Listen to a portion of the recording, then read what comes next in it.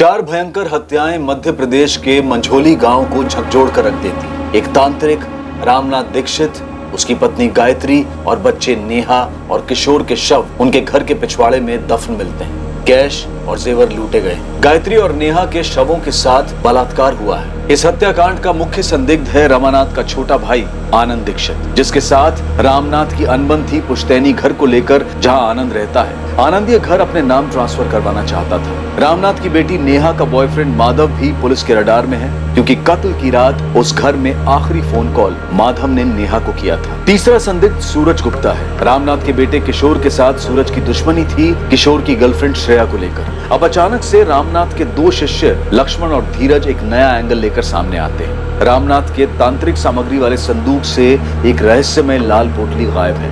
वो शक की उंगली एक दूसरे तांत्रिक गोपाल जोशी पर उठाते हैं। गोपाल जोशी भी कभी रामनाथ दीक्षित का शिष्य हुआ करता था। इस रोंगटे खड़े कर देने वाले संगीन जुर्म का असली कारण क्या है? यंत्र। क्या बकवास है सब? सर आस्था है लोगों की। लेकिन ये यंत्र दिखता कैसा है और किस चीज का बना है? ये धीरज और लक्ष्मण का अचानक हमारे पास आकर इस यंत्र के बारे में बताना,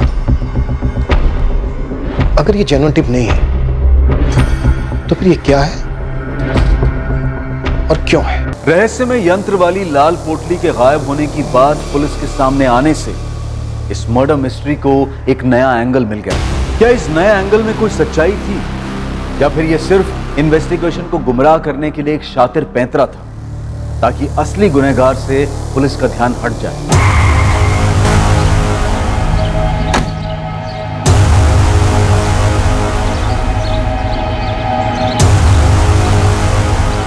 गोपाल जोशी को बाहर बुलाइए तुरंत। यंत्र? हाँ, एक लाल पोटली में रखा हुआ था, जिसे रामनाथ दीक्षित एक संदूक में रखते थे। तो क्या वो लाल पोटली वहां से गायब है? हाँ, ये खबर हमें उनके चेले धीरज और लक्ष्मण ने दी। तो हम जानना चाहते हैं कि वो दोनों वाकई सच बोल भी रहे हैं या नहीं। ओके मैडम, मैं पता लगाता हूँ, क्योंकि काफ़ी लोग दूर दराज से भी रामनाथ दीक्षित यहाँ आते थे। कोई ना कोई इस पे रोशनी जरूर डालेगा। यहाँ होता था, इधर इसी में रखते थे गुरुजी। साहब हमने कभी पास से नहीं देखा, बस दूर से ही देखा करते थे। सिर्फ गुरुजी ही संदूक खोलते थे। उसके बाद वो अंदर से पोटली निकालते थे, फिर उसके अंदर हाथ डालते थे, ध्यान लगाते थे, साथ में मंत्र पढ़ते थे। साहब वो हमसे कहते थे कि उस पोटली में एक यंत्र है जो सिर्फ और सिर्फ उन्हें चमत्कारी शक्तियाँ देता है, लेकिन वो हमें उस यंत्र को देखने तक नहीं देते थे। अगर वो यंत्र इतना ही खास था कि गोपाल उसे चुराने के लिए इतना खतरनाक रास्ता अपना सकता है, तो वो तुम दोनों भी तो कर सकते हो।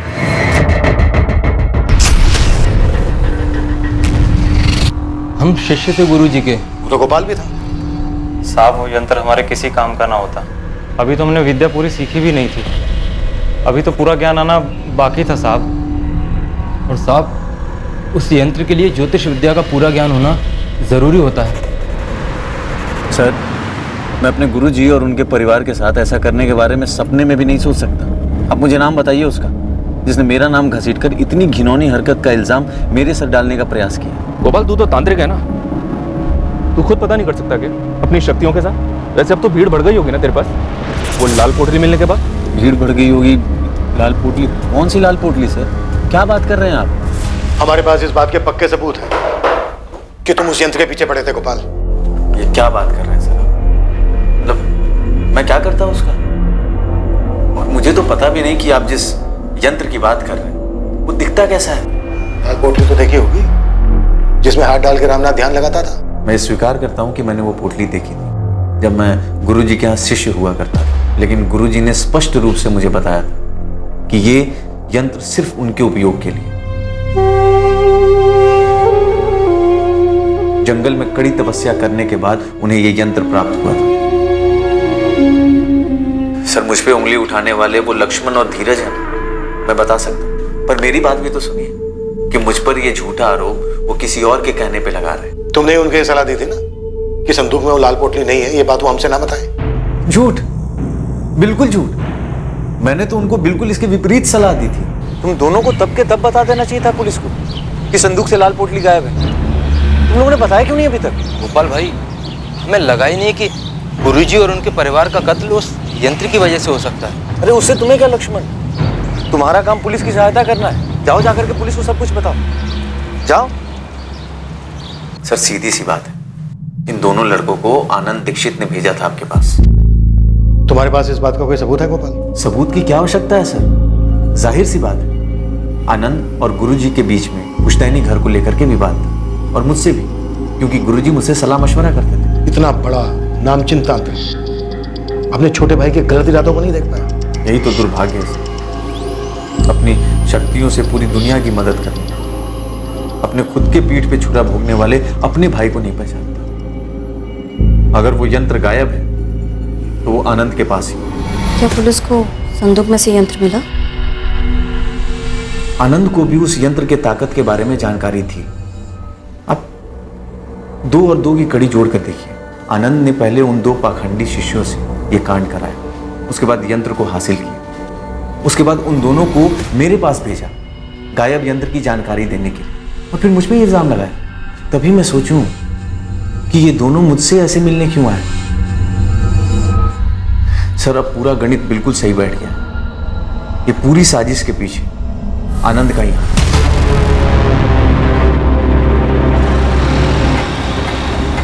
मैडम ये सूरज गुप्ता काफी डिंगे मार रहा है। ठीक से बताओ गुड्डी, क्या मतलब है तुम्हारा? कैसी डींगे? किशोर दीक्षित और उसके परिवार की ऐसी दर्दनाक मौत पर डिंगे। देखो यार, वो कहते हैं ना कि जैसी करनी वैसी भरनी। अब तुम जानते हो श्रेया तो मेरी गर्लफ्रेंड थी, लेकिन किशोर गलत था। मैंने उसको बोला था कि पीछे हट जा, नहीं हटा, और साले ने मुझ पर हाथ उठाया। हुआ क्या, इस दुनिया से ही हट गया। हिसाब किताब एकदम बराबर हो गया। गुरदीप, तुम्हें लगता है सूरज और उसके कॉर्पोरेटर बाप ने मिलकर ही हिसाब किताब पूरा किया होगा? मैडम कॉर्पोरेटर धर्मेंद्र गुप्ता या फिर उसका बेटा सूरज गुप्ता खुद ये कांड करते ना तो शेख चिल्ली वाला मामला होता, मतलब खुद के ही पैर काट डालते। तो इन दोनों ने नहीं किया? मेरे हिसाब से तो बिल्कुल भी नहीं। हाँ, सुपारी वाला मामला हो सकता है। उस पर कोई खबर? यहाँ मझौली में तो कोई नहीं हो सकता। जबलपुर तक की सुपारी मार्केट छान मारी, अभी तक किसी गिरोह का नाम नहीं आया।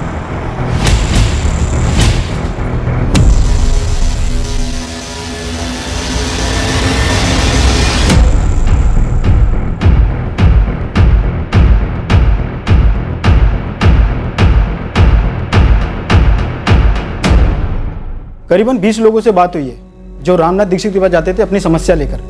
सभी का कहना है कि लाल पोटली तो देखी ही दूर से, लेकिन यंत्र के बारे में किसी को कुछ नहीं मालूम। नथु, इस माधव रघुवंशी के बारे में कुछ पता चला क्या? साबू तो देवदास बना घूम रहा है। मतलब ये प्यार व्यार सच में था क्या?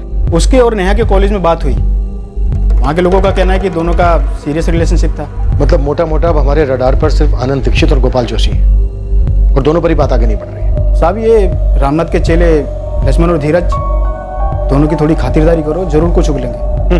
वही प्लान है। तब तो तू गोपाल जोशी का और खंगाल। ठीक है साहब, मैं लग जाता हूँ इसकी हिस्ट्री निकालने में। वैसे एक बात और खटक रही है मुझे, ये चारों मर्डर बहुत ही प्रोफेशनल तरीके से हुए, लेकिन पूरे जिले से, यहाँ तक कि पूरे स्टेट से एक भी हिस्ट्री शीटर का नाम सामने नहीं आया। सर और एक बात खटक रही है मुझे। हमने जब दीक्षित के पड़ोसी रोहित से बात की थी, तब उसने बताया था कि कत्ल की रात उनकी गली का कोई कुत्ता बहुत अजीब तरह से रो रहा था। उस रात को कोई कुत्ता बड़ी डरावनी तरीके से रो रहा था।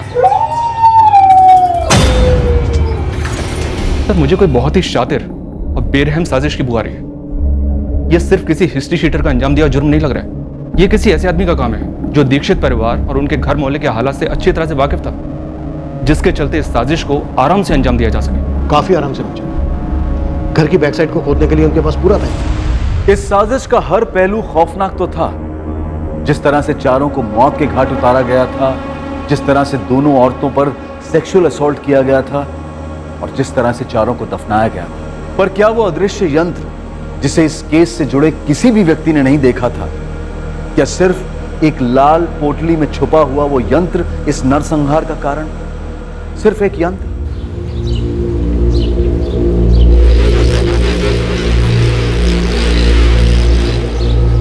देखिए, लक्ष्मण और धीरज खुद से मुझ पे उंगली नहीं उठाते। कोई है जो उनके कंधे से मुझ पे निशाना साध रहा है। एक बार आप पता तो कीजिए। जी ठीक ठीक।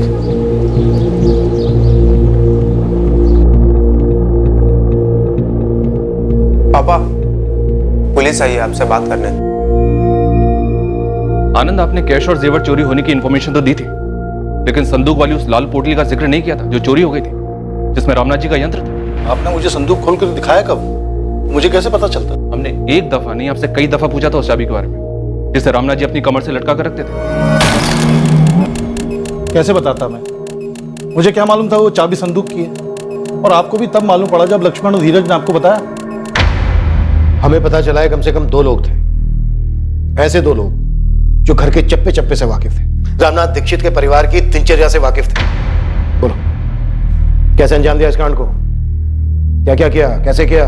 हम और क्या बताएंगे, हम उनके शिष्य थे, गुरु थे वो हमारे। साहब, हमारी सिर्फ इतनी गलती है कि हमने लाल पोटली वाली बात आप लोगों को नहीं बताई। इसके अलावा हमें कुछ नहीं मालूम ये सब किसने किया है। वो आदमी कौन है जिसने तुमसे कहा गोपाल जोशी पर उंगली उठाने के लिए? हमें किसी ने नहीं कहा साहब। और साहब ये बात सच है, गोपाल भाई ने ही हमें मना किया था आप लोगों को यंत्र वाली बात ना बताएं।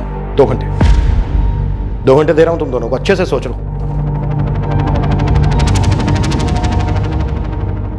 क्या सर, कुछ भी बोल रहे हैं आप? मैं समझ रहा हूं आपका गेम।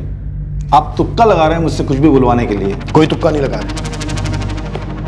4 मर्डर हुए हैं, तुम्हारे भाई का, भाभी का, भतीजे का, भतीजी का। सर मुझे पता है उस धीरज ने और लक्ष्मण ने आपके कान भरे होंगे मेरे खिलाफ, लेकिन उनकी मनगढ़ंत कहानी से यह साबित नहीं हो जाता कि मर्डर मैंने किया है।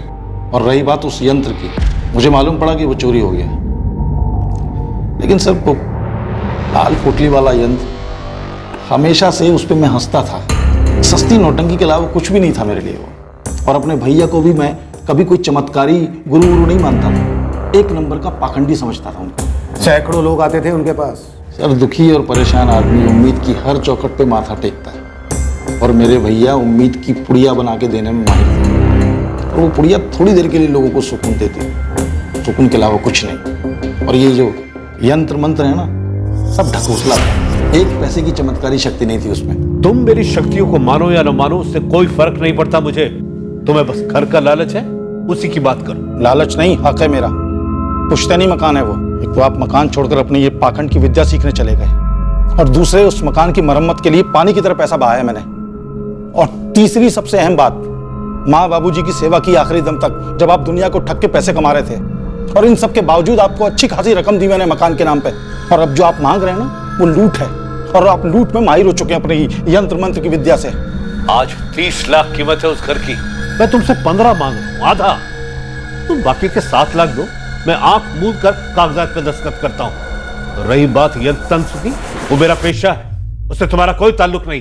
मानता हूं ताल्लुक नहीं था मेरा, और ये भी मानता हूं कि कानूनी तौर पे 7 लाख रुपए देने थे मुझे पुश्तैनी मकान के लिए, और जो मैंने इकट्ठे भी किए अपनी छोटी सी दुकान चलाकर, मेहनत की कमाई से, कोई यंत्र वाली ठगी से नहीं। पर वो यंत्र था क्या? सर बोल तो रहा हूं, उस लाल पोटली में लिपटी हुई ठगी थी, बकवास था, जिसके जरिए भैया लोगों को बेवकूफ बनाते थे, ढेर सारे पैसे कमाते थे। आनंद, लेकिन ये नामुमकिन है कि तुम्हें पता ही नहीं था कि उस संदूक के अंदर वो लाल पोटली है, और रामनाथ जी की कमर से बंधी चाबी से वो संदूक खुलता है। आनंद, यंत्र चुराने वाले ने रामनाथ दीक्षित की कमर पर बंधी चाबी से वो संदूक खोला, यंत्र बाहर निकाला, वापस उस संदूक को ताला लगाया, और वापस वो चाबी रामनाथ की कमर पर बांध दी। सर आप तहकीकात करने वाले एक पेशेवर हैं, आप लोगों के बयान से सच्चाई जान लेते हैं। मुद्दे से मत हटो। मुद्दा वही है सर, इन पेशेवर भविष्यवक्ताओं का खेल भी वही है। ये लोगों से पूछताछ करते समय अंदाजा लगा लेते हैं कि सामने वाले की कमजोरी क्या है। जबान तो पहले ही मीठी होती है उनकी, ले लेते हैं लपेटे में। और रामनाथ भैया तो इस आंखों में धूल झोंकने वाली कला के माहिर हो गए थे। रामनाथ दीक्षित और उसके पूरे परिवार का कत्ल किया गया, उनकी पत्नी और बेटी की लाशों के साथ घिनौनी हरकत हुई है। अब तुम चुपचाप ये बताओ, इस कांड को कैसे अंजाम दिया? मैंने नहीं किया सर। किन चीजों का सहारा लिया आनंद? और कुत्ते के रोने की आवाज किसने निकाली? धीरज और लक्ष्मण ने? लक्ष्मण, धीरज, हमें अच्छे से पता है उस रात को जो कुत्ते के रोने की आवाज थी वो असली नहीं थी, तुम दोनों ने वो आवाजें निकाली थी। तुम्हारे गुरु रामनाथ दीक्षित कुत्ते के रोने का अपशकुन मानते थे, इसलिए कुत्ते को भगाने के लिए उन्हें घर से बाहर आने के लिए मजबूर होना ही था।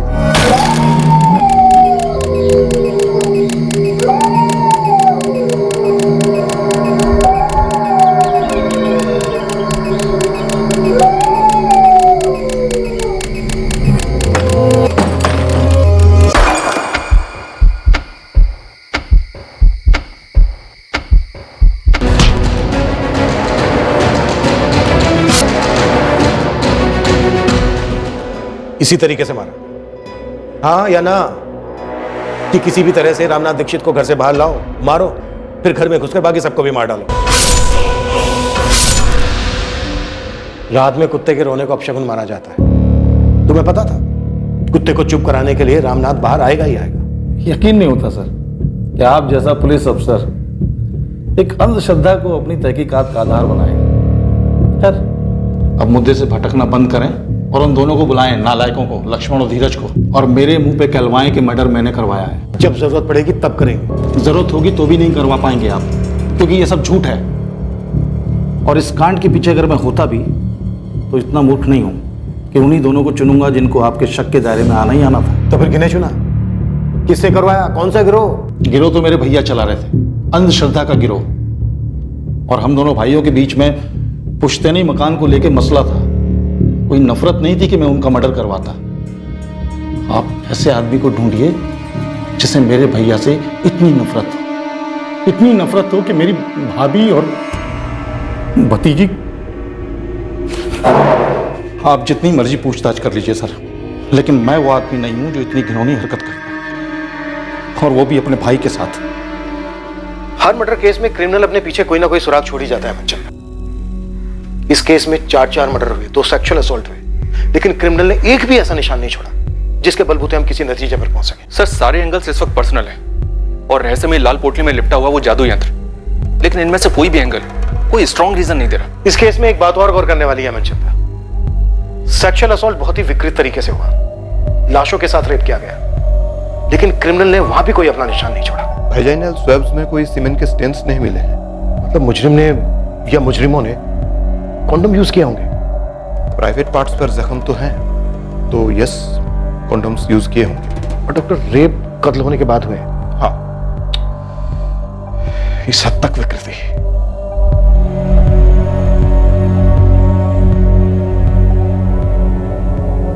क्या सोच रहे हैं इंस्पेक्टर?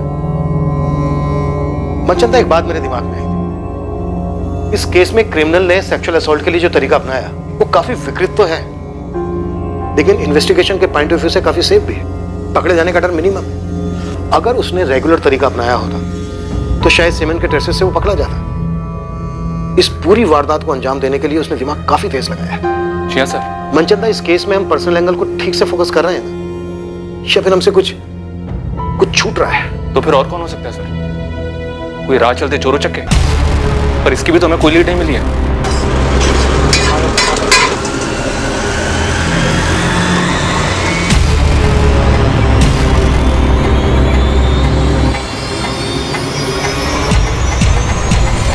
मनचंदा, अलमारी खुली मिली हमें, लॉकर से कैश जेवर सब लुटे गए। सर, अगर ये लोग आम चोर लुटेरे होते तो लूटपाट करके भाग खड़े होते, घर के पीछे जाकर कब्र क्यों खोदते? मेरा मतलब सर, इतनी मेहनत, इतना रिस्क क्यों उठाते? और सर, वो कुत्ते का रोना, अगर ये आम चोर डकैतों का गिरोह होता तो सर इतनी बारीकी से रामनाथ की कमर से वो चाबी निकालकर, उस संदूक से उस पोटली को निकालकर वापस चाबी को रामनाथ की कमर में लगा देते। इतनी बारीकी, मतलब सर कोई लॉजिक नहीं बनता। मनचंदा, वो लाल रंग की पोटली हमारे दिमाग में इसलिए बैठी हुई है क्योंकि धीरज और लक्ष्मण ने देखा कि वो संदूक में नहीं है। हो सकता है लुटेरों ने उसको छुआई ना हो, रामनाथ ने पहले से उसको निकाल के कहीं और रख दिया हो, या फिर किसी को दे दिया हो। सर, मुश्किल लगता है, और अगर ऐसा हुआ भी हो तो बाकी बातें एड ऑन नहीं होती है सर। मुझे लगता है कि आम चोरी के दौरान हुए मर्डर का केस है ही नहीं, रेगुलर हिस्ट्री शीटर्स नहीं थे वो लोग। सर, इस गोपाल जोशी की पूरी कुंडली निकाली है। ऐसी कोई लीड जो उसे इस जुर्म से जोड़ सके? इस वक्त कुछ कहना मुश्किल है सर, लेकिन उसकी कुंडली में काफी उतार चढ़ाव है, स्पेशली पिछले 4 सालों। 4 साल पहले तक वो जबलपुर के बाहर एक फैक्ट्री में कारीगर था। 2013 में गोपाल के पिता अनिल जोशी सीरियस स्ट्रोक के शिकार हुए थे। लकवे के उस स्ट्रोक के बाद वो कभी बिस्तर से उठ नहीं पाए। उसी महीने में गोपाल की फैक्ट्री में कटौती की वजह से गोपाल को नौकरी से हटा दिया गया। 2 दुर्घटनाएं एक साथ होने पर हताश होकर गोपाल रामनाथ जी के दरवाजे पर जा पहुंचा। उसे अपने बुरे वक्त को समझना था, आगे का रास्ता जानना था।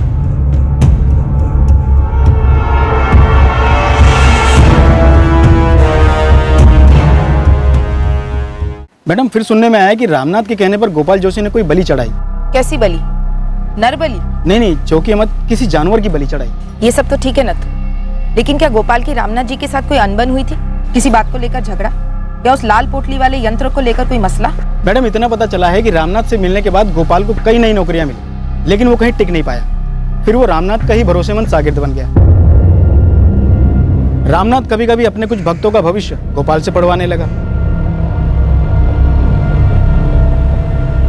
तुम्हारी समस्या तुम्हारे घर के चार दीवारी में। जी गुरुजी। घर के किस सदस्य से? गुरुजी, बेटी का मसला है। बताओ क्या समस्या? लक्ष्मण और धीरज ने जैसे आप लोग को बताया कि रामनाथ अपनी विद्या अपने शागिर्दों को अच्छे से सिखाता जरूर था, लेकिन उसके बावजूद भी अपनी पोटली में किसी को हाथ तक नहीं लगाने देता था। ये यंत्र है क्या नथु? बहुत बड़ा झोल तो नहीं है? मैडम वो सब तो नहीं पता, लेकिन एक समय के बाद गोपाल रामनाथ से अलग हो गया। उसने खुद की बैठक शुरू कर दी। जरूर कोई झगड़ा या अनबन हुई होगी। पता करो नथु, जल्दी। पर नथु कुछ पता नहीं कर पाया सर। रामनाथ के काफी भक्त गोपाल जोशी के पास जाने लगे होंगे। बिजनेस कम हुआ होगा रामनाथ का, जलन हुई होगी। लेकिन सर, अगर जलन रामनाथ की तरफ से थी तो वो खुद क्यों मारा गया, और उसका पूरा परिवार भी? मुझे एक ख्याल आया सर, जब रामनाथ जी के क्लाइंट्स भारी मात्रा में गोपाल के पास जा रहे हों तो रामनाथ जी ने गोपाल को धमकी दी होगी। कैसी धमकी बाबू? आधी अधूरी विद्या पाकर तुम लोगों के साथ छल कर रहे हो गोपाल, पाखंड है ये। क्षमा कीजिएगा गुरुजी, अरे इतने सालों से आप भी तो यही करते आ रहे हैं। मैं सच में भविष्य देख सकता हूँ। गुरुजी देख तो मैं भी सकता हूँ, और आपको तो बहुत गौर से देखा है मैंने। क्या देखा तुमने? गुरुजी आपके हथकंडे, आपके पैतरे, वही 20-25 सवाल सारे भक्तों से घुमा फिरा करके पूछते हैं। उनके मन के हालात से इतने सालों से खेल रहे हैं, उनके मुंह से जवाब निकलवा कर उन्हीं को जवाब देते हैं, और वहीं से तो आपकी कमाई होती है ना गुरुजी। बकवास बंद करो गोपाल, मेरे पास सच में विद्या है, और मेरे भक्तों को जो तुम हथिया रहे हो ना, ये बंद करो। अब आ गए ना मुद्दे पे गुरुजी। आपसे देखी नहीं जा रही ना मेरी सफलता और आपकी घटती हुई कमाई। याद रखो, मैंने तुम्हें ये विद्या सिखाई, मैं इसे वापस भी ले सकता हूँ। धमकी दे रहे हैं आप? चेतावनी दे रहा हूँ। तुम जिस हालत में मेरे पास आए थे तो मुश्किलों से घिरे हुए थे। मैंने अपनी मंत्र विद्या और यंत्र की शक्ति से तुम्हारी सारी मुश्किलें दूर की। मुझे अगर क्रोधित करो, नाखुश करोगे तो वही हालात है, पर उससे भी बदतर हालात में पहुंचने में देर नहीं लगेगी। इतनी शक्ति है मेरे पास। पुलिस ने अनुमान लगाया था कि इस तरह का कोई झगड़ा गुरु और शिष्य के बीच हुआ हो सकता है, जिसकी वजह से गोपाल ने इस हत्याकांड को करने की ठान ली। ये सिर्फ आपका अनुमान है, सिर्फ अनुमान। और वैसे भी चमत्कारी शक्तियों पर आप लोग कब से विश्वास करने लगे? लोगों का विश्वास जीतकर उनसे पैसे तुम और रामनाथ जैसे लोग कमाते हैं। कौन ना करता है आती हुई लक्ष्मी को। ये बिजनेस है हमारा। लोगों को उम्मीद की पूरी देकर हम अपने घर की दाल रोटी चलाते हैं। मैं भी तो गया था रामनाथ जी के पास, हताश हालत। और फिर वहीं टिके रहे, लंबे अरसे तक वहीं रहे। तो क्या करता मैं? किसी भी तांत्रिक के पास जाना सर एक आदत होती है, जो धीरे धीरे लत बन जाती है नशे की तरह। बंदा खुद के लिए भी फैसला अकेले नहीं कर पाता, किसी भी मुश्किल का सामना नहीं कर पाता, कोई खुशी नहीं मना पाता। वो हर दूसरे दिन बाबा के चरणों में जाकर गिरा रहता। यही हमारा बिजनेस है, यहीं से हमारी कमाई होती है। ये बात मैं बहुत पहले समझ चुका था। फिर भी रामनाथ जी की धमकी से डर गए? सर, झूठी शक्तियों की धमकी से कौन डरता है? तो पहली बात कि रामनाथ जी ने तो मुझे कभी धमकी दी ही नहीं थी। वो बहुत ईमानदारी से अपना व्यवसाय कर रहे थे, मैं अपना कर रहा था। और सर, रामनाथ जी और उनके पूरे परिवार को इस तरह मारकर मुझे क्या हासिल होगा, क्या मिला? तुम अब भी उंगली रामनाथ के छोटे भाई आनंद दीक्षित पर ही उठाओगे? जी बिल्कुल। इन सब के बीच में सबसे ज्यादा फायदा आनंद दीक्षित को ही हुआ। जब शक उन पे गया तो उन्होंने बहुत चालाकी से चमत्कारी यंत्र और लाल पोटली के बीच में बातों को फंसा दिया, और आप लोग उसी के गोल गोल गोल गोल घूम रहे हैं। आनंद दीक्षित के पीछे पूरी टीम लगाई गई। उसकी एक एक हरकत पर नजर रखी गई। जिन्हें क्लीन चिट दी गई थी उन्हें दोबारा से पुलिस की रडार में लाया गया। नेहा दीक्षित के बॉयफ्रेंड माधव की बार बार पूछताछ हुई, इस उम्मीद में वो शायद कोई और खुलासा करेगा और उस रात पर रोशनी डालेगा और मुजरिमों का कुछ तो पता चलेगा। लक्ष्मण और धीरज, रामनाथ दीक्षित के दोनों स्टूडेंट्स पर कड़ी नजर रखी गई। टीम सिर्फ इसका इंतजार कर रही थी कि कब इनमें से कोई फिसले और इस केस की कोई तगड़ी लीड मिले। क्राइम सीन का भी बार बार री एग्जामिनेशन हुआ। सब कुछ इस एक उम्मीद से किया जा रहा था कि मुजरिम की तरफ कोई तो इशारा हो। साहब, जब से मैं खबरी बनाऊं, मैंने आज तक इतने हिस्ट्री सीटर से बात नहीं की होगी जितना इस केस में कर ली।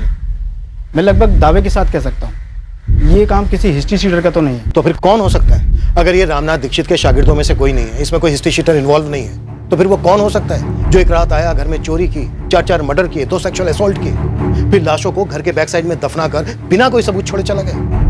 कैसे मुमकिन है? सर, शायद ये मर्डर्स किसी पर्सनल एंगल की वजह से ना हुए हों और ना ही किसी राह चलते क्रिमिनल ने किए हों। भाविका, तो और क्या रीजन हो सकता है? अंधेरे में तीर चला रही हूँ सर, लेकिन ये किसी नाखुश कस्टमर का एंगल भी तो हो सकता है। तुम्हारा मतलब है रामनाथ दीक्षित का कोई भक्त, कोई ग्राहक जिसे एक्स होने की सलाह दी गई और हुआ वाई? यस सर, या फिर बोला कुछ 1 महीने में ठीक हो जाएगा और लग गया 1 साल। एक अरसे से पूरा समय ही चल रहा है, ये दशा कब तक चलेगी? सिर्फ 3 हफ्ते। भविष्यवाणी सही नहीं निकली और बंदे का खून खौल गया। अपनी सारी मुश्किलों का कारण वो रामनाथ जी को समझ बैठा और गुस्से में आकर कर गया कांड। और सर, आपको जैसे लग रहा था कुत्ते का रोना कारण हुआ होगा जिसकी वजह से रामनाथ जी अपने घर से बाहर निकले होंगे, मुझे भी बार बार वही सही लग रहा है।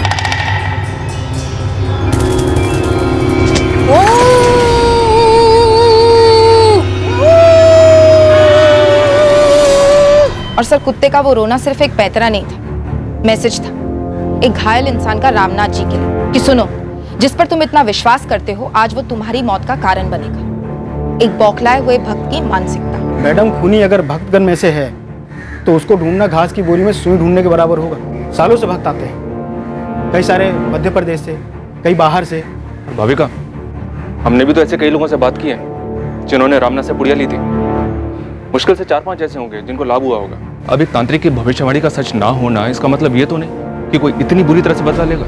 काश इस वक्त हमारे पास भी कोई यंत्र होता, हम भी मंत्र फूंक सकते, या फिर हमें ऐसा कोई बाबा मिल जाता जिसके सामने हम इस केस को खोल कर रखते और वो यूं चुटकी बजाकर मुजरिम और मोटिव दोनों का खुलासा कर देते। ये लो, हो गया केस सोल्व, कर दो क्लोज। मजाक अपनी जगह है, 3 हफ्ते हो गए हैं, 3 हफ्ते इन 4 मर्डर्स को हुए और अभी तक हमें एक भी सुराग नहीं मिला। दरअसल मुजरिम पूरे 3 हफ्ते तक पुलिस की नाक के नीचे था, लेकिन मुजरिम तक पहुंचना मुश्किल था क्योंकि उसे इस जुर्म से जोड़ने के लिए ठोस सबूत चाहिए थे। यह केस लंबे अरसे तक अनसुलझा नहीं रहा, कुछ अचानक होने वाला था जो इस केस के सभी पत्तों को बिखेर कर मुजरिम का पत्ता सामने लाने वाला था।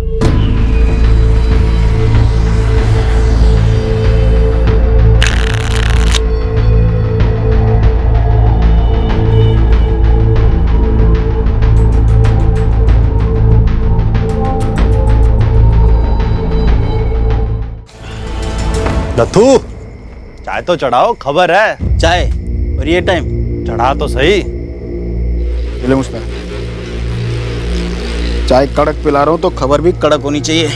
वो कल्पेश को तो तू जानता ही है, हिस्ट्री शीटर कल्पेश ना? हाँ। क्या हुआ उसका? इतनी मोटी गट्ठी है उसके पास करारे नोटों की। ये तेरी कड़क खबर? भाई 10-10 हजार के दाव लगा रहा है। इतने पैसे तो सुपारी से मिलते, वो भी मर्डर की। अरे तो कोई मर्डर की टिप देना। भाई वो तुम ढूंढो ना, हमने तो तुम्हें तिल्ली दिया जला के, मशाल तुम बनाओ।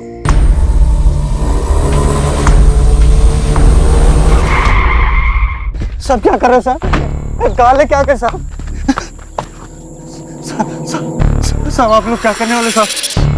साहब क्या कर रहे हो साहब? साहब मैंने कुछ नहीं किया, सच्ची बता रहा हूँ साहब, मैंने कुछ नहीं किया साहब। कहाँ से लाए पैसे? नहीं तो यहीं पे लंबा कर दूंगा तेरे को। मेरी मेहनत की कमाई का पैसा साहब। अच्छा, क्या काम करता है बे तू? हाँ, डॉक्टर है, वकील है, कॉन्ट्रैक्टर है या सुपारी कॉन्ट्रैक्टर? सब गोली मत चलाना साहब। किसकी सुपारी उठाई थी तूने? नहीं साहब, मेरी इतनी औकात कहाँ साहब, मैंने कोई सुपारी पारी नहीं उठाई साहब। वो एक बंदा चोरी का जेवर लेके मेरे पास आया था, बोला इसे बेच दे, तुझे तेरा कमीशन मिल जाएगा। मैंने वो सारे जेवर कांतीलाल सिसोदिया की दुकान पे बेच दिए।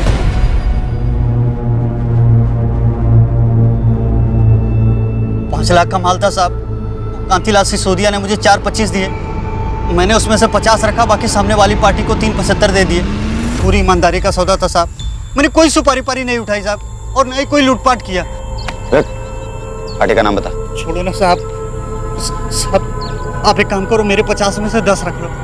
अच्छा चलो 20 रख लो साहब। अभी ये किसने दिया, किधर से आए, सब जाने दो ना साहब, इसको इधर ही रफा दफा कर देते हैं साहब।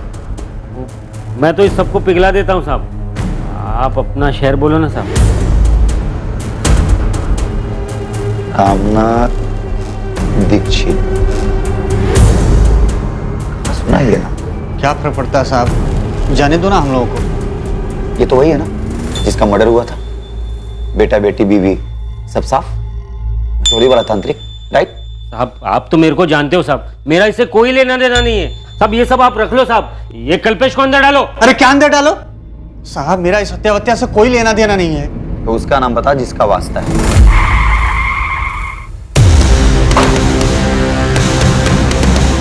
देखा साहब, हमें एक छोटे से कल्पेश के टिप ने कहां से कहां पहुंचा दिया। साहब रवि नाम है उसका। सर रवि ही मिला था मुझे माल लेकर। कब आया था? यही कोई 1 महीना पहले।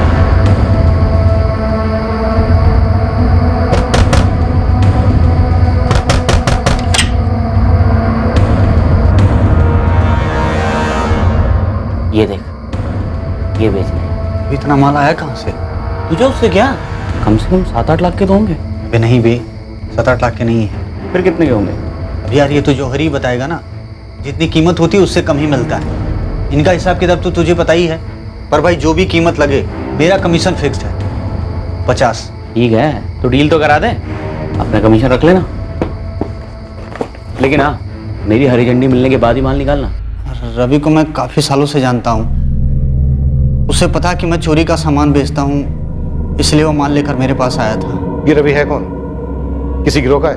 नहीं साहब, वैसे तो ये सीधे काम में है। ऑमलेट और पराठे का ठेला लगाता है मझोली में। 1 हफ्ते पहले फोन आया था उसका मेरे पास। हाँ कल्पेश, माल भेज दे तुरंत। अरे हरी झंडी है। हाँ हो जाएगा। आया, पर तूने बताया नहीं कि माल किधर से आया, कहाँ से आया। अरे तुझे क्यों जानना है? तू माल भेज, अपना कमीशन रखो, खुश रहे। जुल्म अपना दिमाग लगा रहा है। तेरे रवि मझोली में कब और कहाँ ठेला लगाता है? साहब ये शाम 5 बजे से लेकर रात के 2 बजे तक, हाईवे के पास सर्विस रोड पर।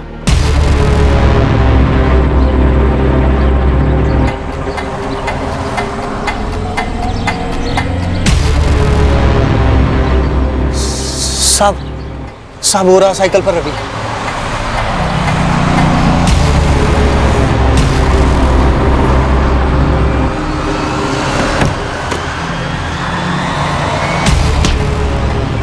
रामनाथ दीक्षित, नाम तो सुना ही होगा।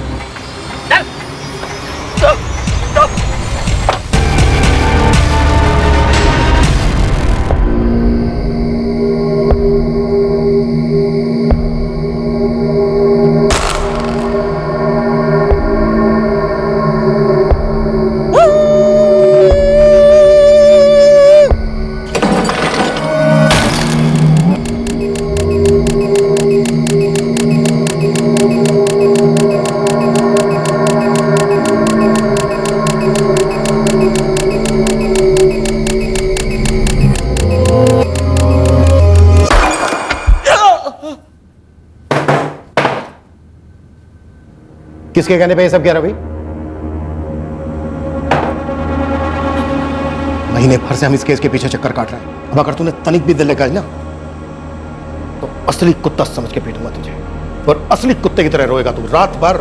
मैंने तो बस कुत्ते के रोने की आवाज निकाली थी साहब। रुक मत, आगे बोल। और लूटने में मदद की थी बस उसकी, पर मैंने किसी को नहीं मारा। कौन था वो जिसकी मदद की तूने?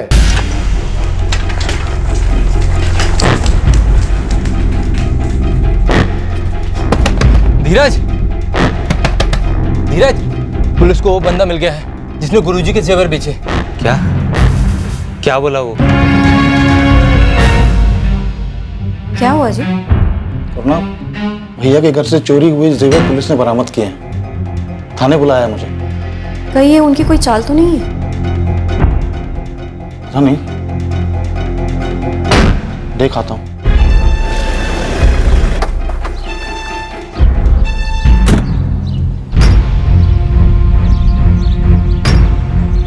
गोपाल, गोपाल जोशी। जी इंस्पेक्टर।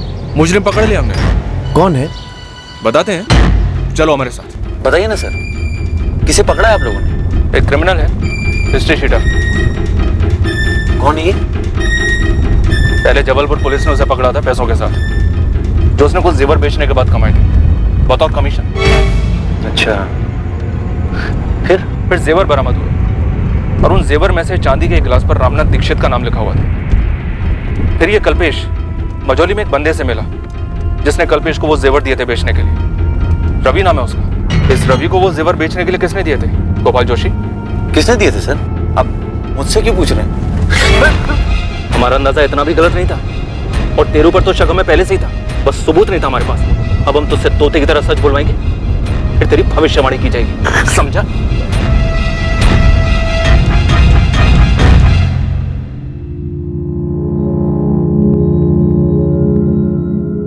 नाम बोल रवि, नाम बोल। गोपाल जोशी साहब, रामनाथ दीक्षित से पंगा था। चल गोपाल, अब जल्दी से शुरू हो। शुरू करते अपनी बात। अब अगर तूने 1 मिनट भी देर लगाई तो बहुत तरीके हैं हमारे पास मुंह खुलवाने के। एक से बढ़कर एक यंत्र है हमारे पास।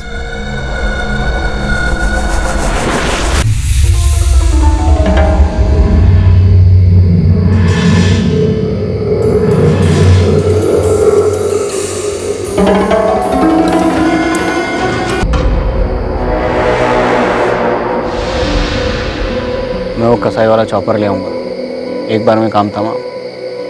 कल रात ही करना हो और कल पूर्णमासी भी है।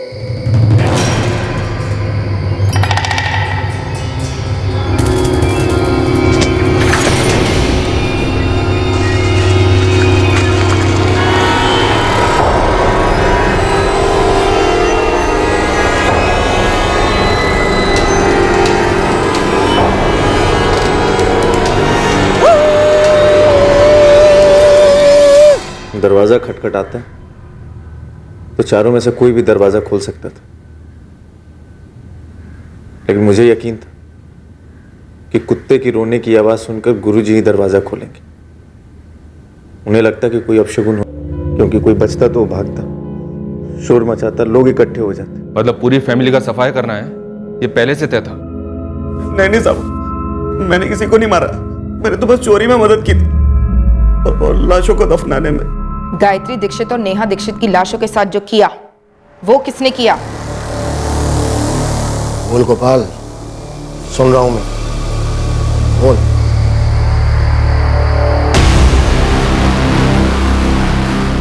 गोपाल भाई, ये लड़की आपकी, वो औरत मेरी, बाद में एक्सचेंज, ठीक है? रुक, ले, कोई निशान मत छोड़।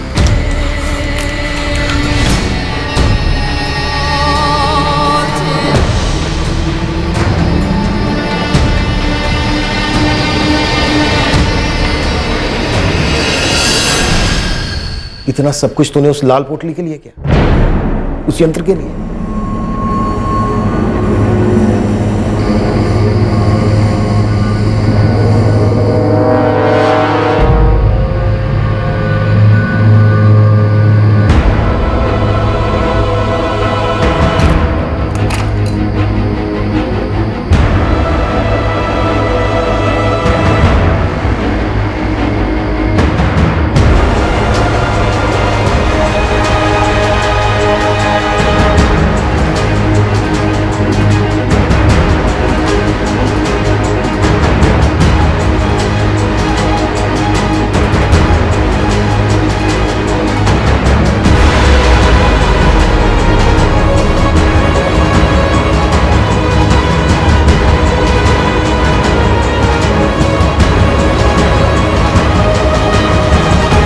देखो गोपाल, अब अगर तुमने मेरा एक भी भक्त खींचा तो तुम्हारी खैर नहीं, बर्बाद कर दूंगा मैं तुम्हें।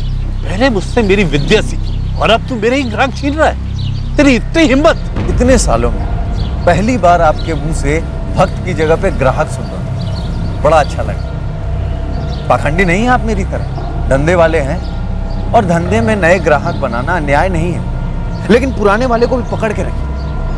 मैं तो कहता हूं कोई जबरदस्त चमत्कार दिखाइए उन्हें। तुम मेरा और मेरी विद्या का मजाक उड़ा रहे हो? गुरुजी, सैकड़ों ग्राहकों का इतने सालों से आप मजाक ही तो बनाते आ रहे हैं। अब बहती नदी में मैंने भी हाथ धो लिया। अब गुरुजी, इसमें बुरा मानने वाली कोई बात है नहीं। विनाश काले विपरीत बुद्धि, तुम्हें अंदाजा नहीं है गोपाल, तुमने मेरे साथ अन्याय और फिर मेरा अपमान करके क्या मोल ले लिया। जिस हालत में तुम मेरे पास आए थे उससे भी बदतर दशा होगी तुम्हारी, वरना मैं ये तांत्रिक विद्या छोड़ दूंगा।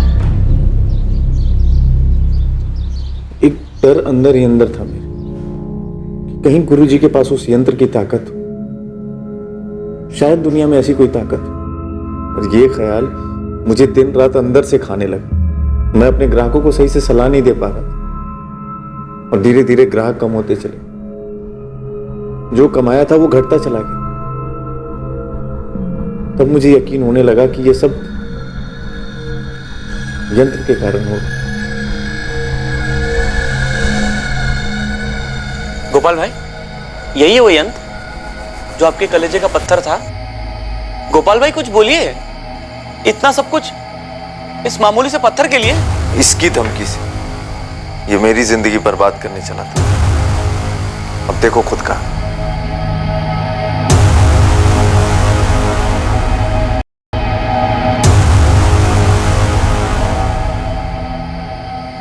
गोपाल भाई, आपका यंत्र मिल गया।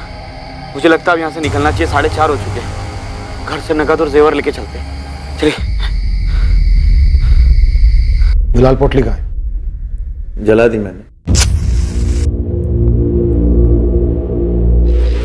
उसके अंदर जो पत्थर था वो मेरे घर पे पड़ा। तुम अब भी उस पत्थर को चमत्कारी समझते हो? तंत्र का यंत्र है वो। कुछ जेवर भैया के नाम पे हैं और कुछ भाभी के।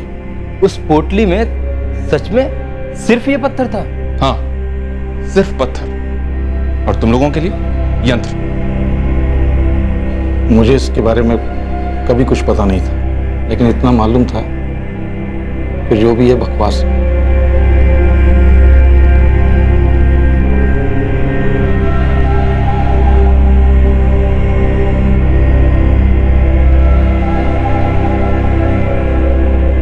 गोपाल जोशी और रवि को आईपीसी की धारा 302 के तहत मर्डर, आईपीसी की धारा 376 के तहत रेप और आईपीसी 201 के तहत सबूत मिटाने के चार्जेस पर गिरफ्तार किया गया है।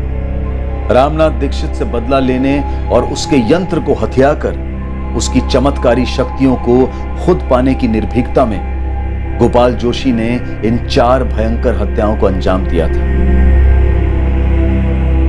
सिर्फ ये जानने के लिए कि दरअसल कोई यंत्र था ही नहीं, बस एक पत्थर था जिसे एक कपड़े में बांधकर रखा गया था। एक साधारण सा पत्थर। दुनिया में ऐसा कोई नहीं है, कोई भी नहीं है जिसके पास किसी और की जिंदगी में चमत्कार लाने की या हाहाकार मचाने की दैवीय या फिर शैतानी शक्ति हो। अगर हम अपनी जिंदगी बेहतर बनाना चाहते हैं तो हमें और सिर्फ हमें अपने अंदर की पॉजिटिव एनर्जी को बढ़ाना होगा, और इसी की ताकत से हम अपने इरादों को मजबूत कर सकते हैं, अपनी क्षमताओं को बढ़ा सकते हैं और अपनी निराशा को मिटा सकते हैं। जैसे ही हम बाबाओं, तांत्रिकों और भविष्यवक्ताओं की शरण में जाते हैं, हमारा विवेक, हमारे लॉजिकल फैसले लेने की बुद्धि और नजर दोनों धुंधले हो जाते हैं और हम देखते ही देखते इन चमत्कारों के व्यापारियों के गुलाम बनकर रह जाते हैं। दुनिया में सबसे शक्तिशाली ताकत हम खुद हैं। अपनी जिंदगी को बेहतर बनाने की भरपूर ताकत खुद हमारे पास है, लेकिन हम में वो कमजोरी भी है कि हम नकारात्मक शक्तियों के जाल में फंसकर अपने इर्द गिर्द तबाही मचा सकते हैं। जरूरी है कि हम इन नकारात्मक नेगेटिव शक्तियों से सतर्क होकर अपने आप को बचाएं। जीवन सुंदर है, जीवन अमूल्य है। अब मैं अनूप सोनी आपसे विदा लेता हूं, फिर मुलाकात होगी, और हमेशा याद रखें, क्राइम और आपके बीच में सिर्फ इतना फर्क है कि आप कितने सतर्क हैं। सतर्क रहें, सुरक्षित रहें। जय हिंद।